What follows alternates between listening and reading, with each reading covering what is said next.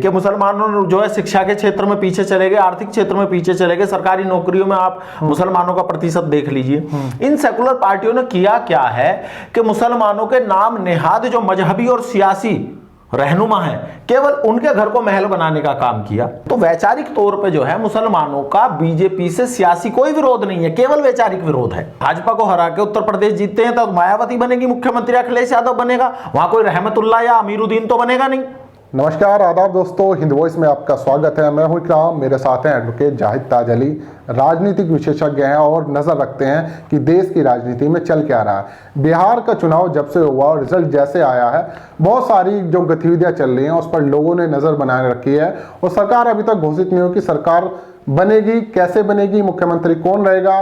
BJP ने भी और जेडीयू ने भी नीतीश का चेहरा सामने करके चुनाव लड़ा था, लेकिन अभी स्थिति इस तरह से साफ नहीं हो पा रही है कि क्या नीतीश कुमार ही मुख्यमंत्री बनेंगे।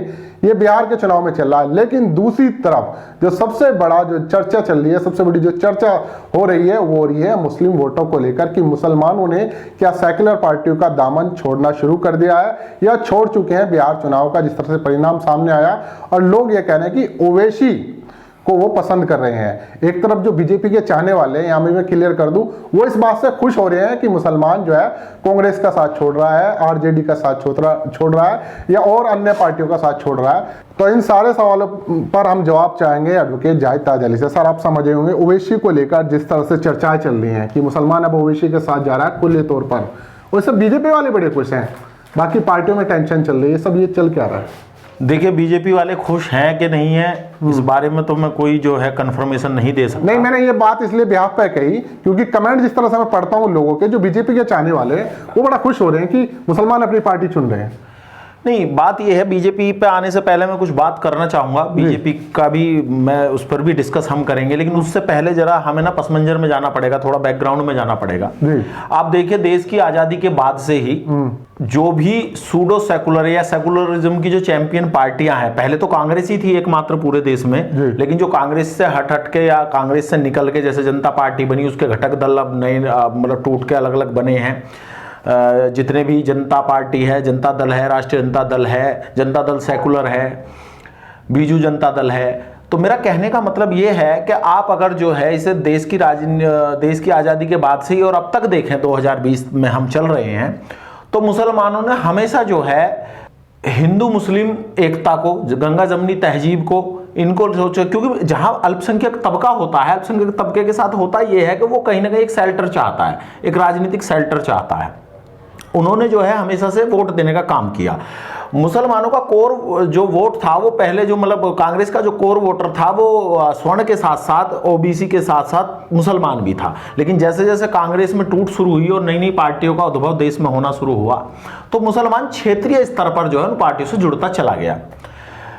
अब आप देखें कि जब जनसंघ था तो जनसंघ ने तो राजनीति में कोई ऐसा कमाल किया नहीं। तो आप जो भी माने, यानी अगर आप भारतीय जनता पार्टी की राजनीति को अगर माने, इस पूरे देश में जो चरम पे आई है वो 90 के दशक के बाद आई है, क्योंकि 80 में भारतीय जनता पार्टी बनी और उसके बाद 90 के दशक में इसका उद्भव होना शुरू हुआ।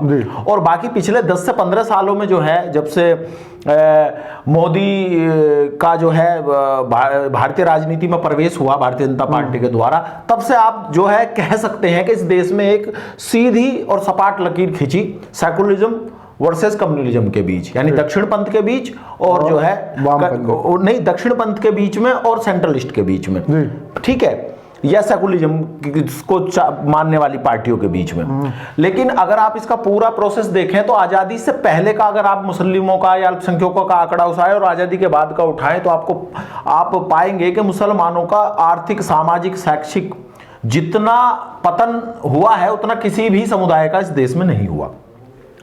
जितनी भी पार्टियां थी वो एक कसम खाती हैं या ये दावा करती हैं अपने हर चुनाव में कि भाई हमने जो है मुसलमानों के लिए ये किया वो किया, मुसलमानों के लिए ये किया वो किया, का ही अंजाम है कि 2006 में जो है आप देखिएगा कि सच्चर कमेटी की रिपोर्ट आई और कांग्रेस की सरकार रही 10 साल, उसने सच्चर कमेटी की सिफारिशों पर अमल तक नहीं किया।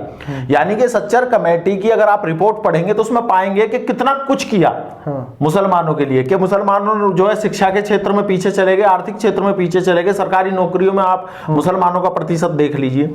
इन सेकुलर पार्टियों ने किया क्या है कि मुसलमानों के नाम नेहाद जो मजहबी और सियासी रहनुमा है, केवल उनके घर को महल बनाने का काम किया। ये बहुत बड़ी बात उनकी पीढ़ियों को मजबूत करने का काम किया। और मुसलमानों में चूंकि पढ़ाई लिखाई का, यह मान लीजिए कि एक तबका जो है पूरी तरह से इन पर बड़ा विश्वास करता था, सियासी और मजहबी लीडर पर, तो उन्होंने जैसा उनका रुख मोड़ा वो वैसे मुड़ते चले गए। लेकिन 21वीं शताब्दी में 2000 के बाद ये चीजें बदलनी शुरू हुई। मुसलमानों का जो नौजवान तबका था, पढ़ा लिखा तबका था, जो मेहनत कश था, उसने ये सोचा कि भाई अब कहीं ना कहीं हमें जो है अपना फैसला खुद लेना है। हम किसी मजहबी या सियासी या मसलकी लीडर के हाथ में, तंजीमों के हाथ में अपना भविष्य नहीं देंगे। अब आप बात करिए कि अल्पसंख्यक या जितने भी सेकुलरिज्म के चैंपियन हैं उन्हीं को तो वोट दिया। मुसलमानों ने हमेशा किसको अपना नेता माना? मुलायम सिंह यादव को माना, कांग्रेस के नेताओं को माना, मायावती को माना, लालू प्रसाद यादव को माना, उधर वामपंथियों को माना, बंगाल में नीतीश को भी माना, नीतीश को भी माना। और जब माना नीतीश को कि लोग कहते हैं कि जी अल्पसंख्यक जो है भाजपा से नफरत करते हैं, उसी नीतीश को जो है पिछले 15 सालों से ममता दीदी को माना, वोट देता है। देखिए ममता दीदी केंद्र में अटल बिहारी वाजपेयी सरकार में मंत्री रही, उसके बाद वो वहां चली गई राज्य की राजनीति में। और राज्य की राजनीति में आप देखिए ममता को 2 बार जो लैंडस्लाइड बहुमत मिला है, जो लैंडस्लाइड जो मेजोरिटी में आई है, वो मुस्लिम वोटों से आई है। नीतीश कुमार एनडीए के साथ पिछले 15 साल से सरकार बना रहे, मुसलमान जेडीयू को वोट दे रहा है, एक तरफ मुसलमान बीजेपी का विरोध भी करता है। तो वैचारिक तौर पे जो है मुसलमानों का बीजेपी से सियासी कोई विरोध नहीं है, केवल वैचारिक विरोध है। भाई बीजेपी भी एक पार्टी है, लेकिन उससे सिर्फ वैचारिक विरोध है कि वो कहीं ना कहीं अल्पसंख्यकों के खिलाफ, अल्पसंख्यकों के बीच या बहुसंख्यक समुदाय में यार एक कट्टर वर्ग में जो है अल्पसंख्यकों की छवि खराब करने का काम करती है, उनके अंदर नफरत भरने का काम करती है। ये वो है। वरना आप देखिए कि अगर आप ऐसी बात देखें तो भाजपा के बड़े लीडर भी कई मुसलमान हुए हैं, अभी भी हैं, आज की डेट में भी हैं। अब आते हैं वापस मौजूदा समय पे। मौजूदा समय पे देखिए कि लोग कह रहे हैं कि भाई ओवैसी का उभार हुआ है।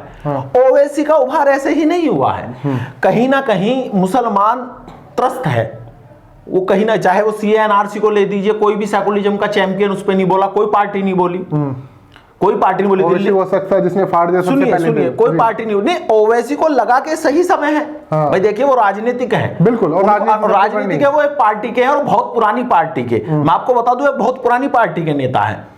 भाई जितनी भी आज की डेट में जितनी भी सेकुलर पार्टियां या जितना भी अपने को जो कहती हैं कि भाई हम जो हैं झंडा बरदार हैं सेकुलरिज्म के, उन सबसे पुरानी पार्टी है। और भले ही वो एक स्टेट के एक क्षेत्र में ही काम करती हो, लेकिन है तो सियासी जमात ही ना, तो उसको अधिकार है वो कहीं भी चुनाव लड़ा। और जब वो कहीं भी चुनाव लड़ेगी तो हारने के लिए तो लड़ती नहीं है पार्टियां। हो सकता है कुछ लड़ती हो, इस तरह के विश्लेषण होते हो, लेकिन अगर ओवैसी सियासतदां हैं तो उनको अपना एक वर्ग के लिए एक उसके लिए बात तो करनी ही पड़ेगी। आप मुझे एक बात बताइए, पर्सनली मैं आपसे नहीं कह रहा, ये चूंकि आपके चैनल पे बात चल रही है इसलिए मैं ओपनली ये बात कह रहा हूं कि अगर अपवाद छोड़ दिए जाएं तो ओवैसी ने कब, और खासकर वो ओवैसी जो सदर हैं यानी कि जो अध्यक्ष हैं अपनी पार्टी के, क्या उन्होंने कभी कोई हिंदू मुस्लिम से संबंधित कोई भाषण दिया? क्या उन्होंने कभी कोई देश के बंटवारे की बात की? किसी तरह के उनके भाषणों में ऐसा जमता उनके भाई को पे इल्जाम लगते मैंने कहा अपवाद छोड़ दिए जाए तो मैंने ऐसे हर पार्टी में आपको लोग मिलेंगे। ऐसे तो हर पार्टी में, सेकुलरिज्म की ही पार्टी है, समाजवादी पार्टी के नरेश अग्रवाल थे, उन्होंने तो बाकायदा इस देश के जो इमाम हिंद माना जाता है जिनको, इस देश में जिसके नाम पर जो है भारतीय जनता पार्टी 2 से 303 पे आ गई, उस राम के बारे में कहा था कि भाई रम में बसे हैं राम, विस्की में हनुमान, वही भाजपा में चले गए। वो संदीप उपाध्याय, बंदोपाध्याय उसके वाले, और वो पीडीपी जिसको आतंकवादी बताती थी उसके साथ चली गई। तो सियासत में संभावनाएं हमेशा खुली रहती हैं। सियासत में कोई भी तर्क अकाट्य नहीं होता है। आप अपना मौका देख के, आप अपनी चीजों को देख के वहां जाते हैं। ओवैसी की जहां तक बात है, ओवैसी ने बेदारी का काम तो किया है और सेकुलर पार्टियों को सोचने में मजबूर किया है। देखिए क्या है कि भाजपा का जो अपना कोर वोटर है वो अपनी जगह अभी भी फिक्स है, मैं मानता हूं वो कहीं नहीं डिगा है। नोटबंदी के बाद भाजपा ने साबित किया कि उसके साथ उसका कोर वोटर है, ठीक है भाई, राइट। आपने आर्थिक मंदी आई नोटबंदी के बाद, उसके बाद उन्होंने साबित किया कि उनका कोर वोटर अपनी जगह फिक्स है।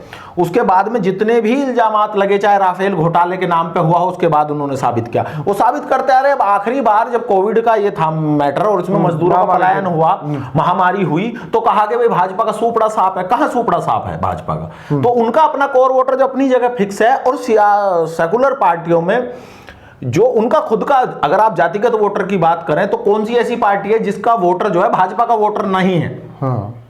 आप अखिलेश यादव की पार्टी समाजवादी को देख लीजिए, क्या यादव भाजपा का वोटर नहीं है? क्या भाजपा को वोट नहीं देता है? प्रतिशत कुछ भी हो सकता है, लेकिन देता तो है ना, अछूत तो नहीं है ना भाजपा से।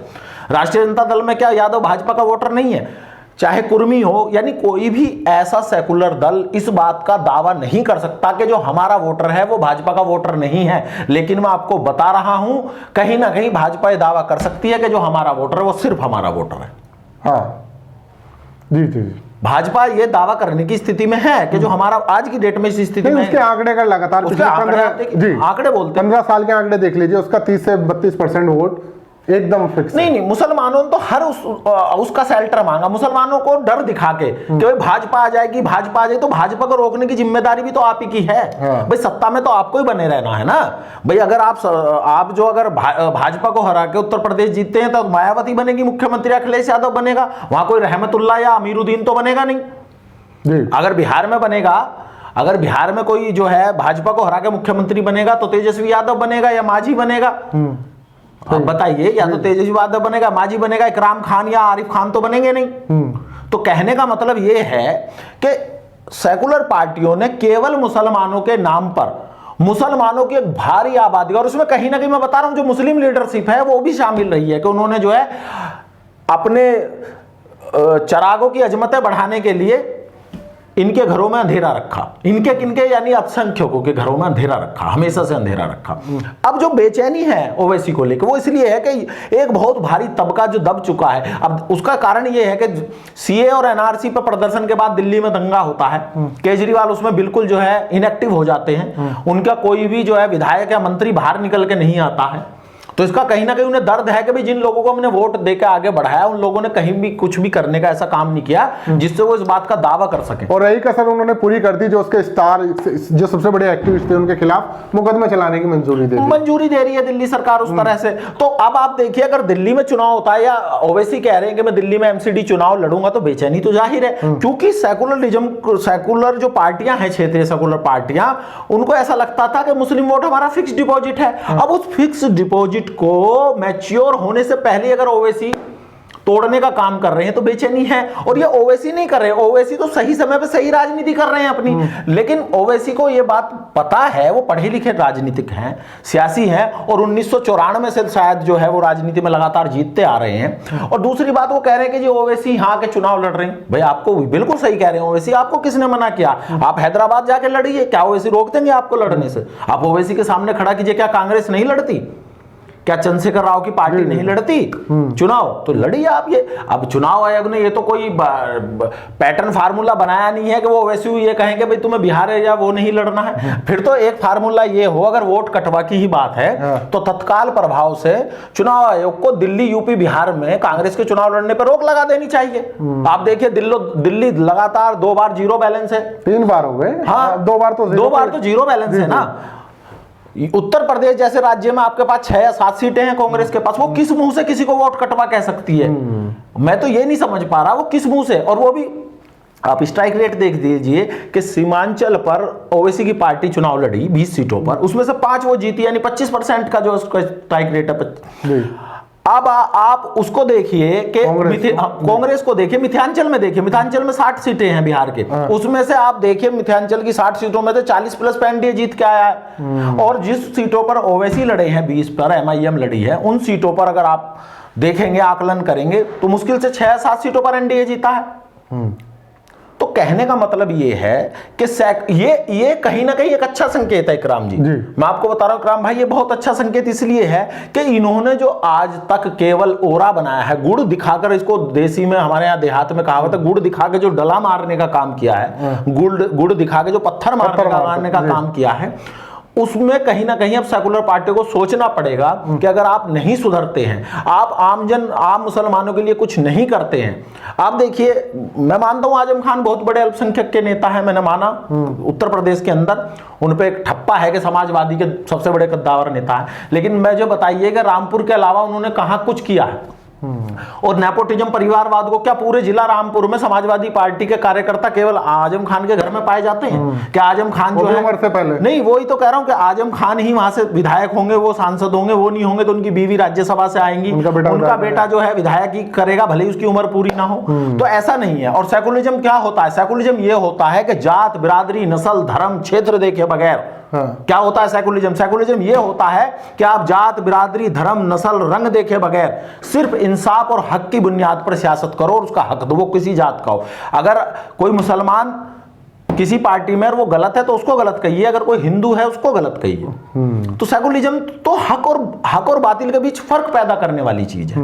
और आपने उसी सेकुलरिज्म को इतना गंदा कर दिया कि लोग आज सेकुलरिज्म के नाम की जो है हंसी उड़ाते हैं। सेकुलर होना एक गाली हो चुका है, जबकि मैं आपको बता दूं सेकुलर होना सियासत के अंदर सबसे मुश्किल काम है। लेकिन उन्होंने मजाक बनाया इन पार्टियों ने, जैसे आपने कहा गुड़ दिखाकर डला मारने का काम किया। सॉरी, यहाँ तो पत्थर मारा गया है और बार बार मारा गया है। कभी सपने दिखा दिए जॉब के, कभी दिखा दिए कि मुस्लिमों को चमकाएंगे, जॉब में लाएंगे, लेकिन हालात आपसे और हमसे छिपी नहीं है। इन सारे सवालों का जवाब दिया है जाहिद जी ने। और साथ ही इस चीज़ को भी क्लियर कि ओवैसी के रूप में अगर वो कुछ देख रहे हैं तो कोई बुरा नहीं है, क्योंकि इतने सालों से वो दब गए थे। अब उन्हें अगर मौका मिल रहा है तो उठेंगे ज़रूर और अपने हिसाब से काम भी करेंगे।